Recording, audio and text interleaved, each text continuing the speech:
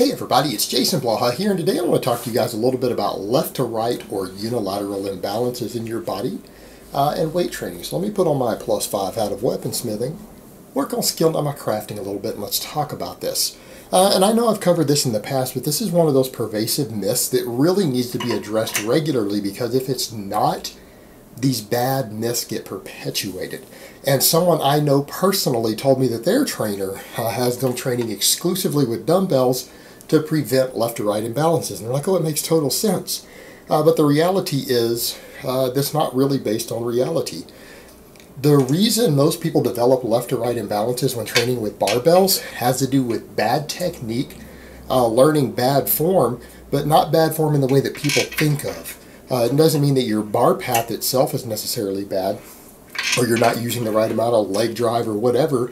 It has to do with the fact that people early on who do a lot of grinding and training to failure. What I mean by grinding is when you do reps that are so hard that your form shifts, your body shifts to the left or the right, or one side takes over a little bit and you go real slow on that last rep. That's grinding, meaning you can't maintain the good bar speed. In other words, you have a good consistent tempo on all your reps. Even if you're not doing speed work, explosive work, you have a good bar speed. And then the last couple of reps, it slows way down, and particularly in sticking points, right? People get to sticking points and the bar slows and they grind and they push through it, right? Most of you know what I'm talking about. That's the worst thing you can have first-year lifters do. Why? Because their form breaks down. They will have a dominant side take over. They'll have a dominant side take over. And you know what? It doesn't matter if it's a barbell or a dumbbell. You watch a bunch of noobs grinding who've only been in the gym 5 or 6 months. You go watch them. You can watch them at any gym. If you guys think I'm making this up, when you guys go to the gym today or tomorrow, watch the noobs train. Watch what happens when they start taking reps close to failure, or spotters have to touch them or whatever, particularly with presses. What do? They grind. They shift a little bit. And you'll see one side, the elbow or arm, comes in further than the other, or one side will dip lower than the other. They'll do it with dumbbells the same as with barbells. And then they'll blame the barbell for being the cause of a muscle imbalance over time, because what ends up happening when you do this? What ends up happening? All right, your weak side shifts in some way because it's not strong enough to continue. So what ends up happening is that the dominant side ends up doing more work on the last rep or two. It has to work harder. And you know, people can say, well, how can that be with a dumbbell? There's an even weight on each side. The same reason it can do it on a barbell. There's an even weight on each side. I mean, honestly, look at a barbell. If you have 185 pounds on the bar, how much of the bar is in the middle? How much do you think that bar weighs? It's just in the middle. If you were to cut those collars off, that's what, a 10, 15 pound bar? That's only 10 to 15 pounds. All right, that's less than 10% of the weight of the whole thing. When you shift, the whole thing moves over. Your body moves underneath the load. And when you shift to the side and do that, think about it. You can do dumbbells the same way, because when you move over and the dumbbell tucks in more on one side, what happens? You change the path that the dumbbell's moving in. Some of the muscles do not work as hard when you do that. You go into an anatomically better position so that you can shift that up. And when your body moves under it, sometimes the joint can be in one spot. Let me set this down and show you. The joint can be in one spot, right? You're coming up with a dumbbell. If you shift, the elbow and the chest don't have to move any further, but your body will move the weight itself up, so that when it comes back down, you're lifting that side with less use of the muscles, because you use your body English to move the weight further up, and then you duck back under it a little bit. And it's a very subtle difference, but it can shift the amount of load 10 to 20% on some of those muscles. And then when you do that, what happens to the other side? Even if it's a dumbbell, it goes into a slightly weaker anatomical position. It usually gets moved out a little bit. So then that side has to work harder. So the weak side does less work. The strong side does more work. What happens when you do that workout after workout?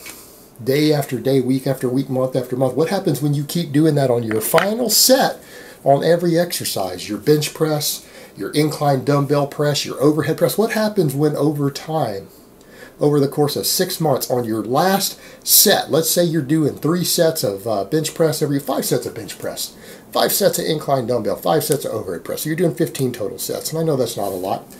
That's 15 reps every week in which the stronger side that was already dominant and stronger did more work.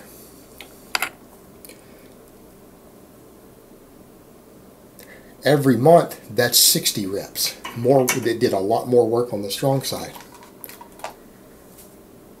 What happens after 6 months? 360 reps. Now, if you did it on 2 reps on every set, do the math yourself. We're getting up over 100 reps within a 6-month period in which the strong side that was already bigger and stronger did more work. Over time, that will cause your dominant side to continue to grow slightly faster. Well, if it was already bigger and stronger, what happens when you do that? It's going to be even bigger and stronger more so over the course of time. This is what happens when you let form break down in noobs. And guess what? They spent 6 months learning this technique. If you've now done hundreds of repetitions this way on 2 or 3 different exercises that work a set of major muscle groups, guess what? You've now ingrained the motor pattern. Do you know it's going to take you months to unlearn that? You've now taught yourself the bad technique of grinding weights and shifting and side loading your body a little bit under it so that you can grind through when it gets really difficult. But you've already hit muscle failure there because your technique had to be adjusted to lift the weight, right? Had you just stopped the rep before when the weakest side was the most fatigued, it would have gotten more metabolic fatigue. And the stronger side would have gotten a hairless metabolic fatigue because it would have worked a lower amount of its capacity. Even though they did the same amount of work, the weaker side would have gotten more fatigue. Over time, it would have caught up. But those extra grinding reps with the bad form have not only allowed the stronger side to get more stimulation, it has now taught you a technique to use now forever that will take you, if you don't actively unlearn it, you will have it forever. And you will continually have one side of the body that will be more dominant. And I'm not saying everyone doesn't have that, but you will aggravate the situation. You will exacerbate the situation and make it more pronounced over time. And you know what? Dumbbells aren't the solution. Machines aren't the solution because you can do the same crap on a machine, particularly a pressing machine. You can do the exact same thing. You can do the same thing with a dumbbell, the same thing with the machine, everything else that you've learned with the barbell. And if you've already learned the terrible technique, you're going to continue to do that. It's not going to improve. Not going to improve. The only way to improve it is to learn good technique. And this is one reason novices, first-year lifters, shouldn't be grinding. They should focus on perfect form and perfect technique on every single rep. And anytime you hit a rep in which form has to break down or you start to grind, you count that as a failure. You reach muscle failure. You're done. You're done. Don't do another set. Because you need to ingrain good motor patterns, good techniques, and that involves lifting the weight evenly with both sides of the body. Alright, so this whole idea that dumbbells are going to fix a problem created by bad technique, when you go to dumbbells, you'll keep doing the same thing. Even if you learn with dumbbells, you'll do the same thing. You'll learn the same bad techniques. You need to stop noobs from grinding. They need to be focused on progressive overload, not pushing to their limits. You know what? Noobs grow no matter what. Noobs will gain their first 10 to 15 pounds of muscle without hitting a single set to failure. It isn't necessary. It is not necessary for them to ever reach muscle failure to stimulate maximum muscle growth, because training is a novel concept. And I'm not saying training to failure or close to failure doesn't have its benefits for the intermediate or more advanced lifter. Sometimes it becomes necessary to break through a plateau. Sometimes the more advanced lifter will not grow without getting within 1 rep of failure every now and then or more consistently. There are times when they'll stop growing completely. That doesn't happen to noobs. There's no need to ingrain the bad motor patterns, the risk of injury and everything else, and the muscle imbalances that it can create when they learn those bad habits. There's no need to do that. They need to just come in and focus on progressive overload, and they'll gain maximum muscle mass as long as the workload is sufficient. So again, people need to understand this is not caused by using barbells.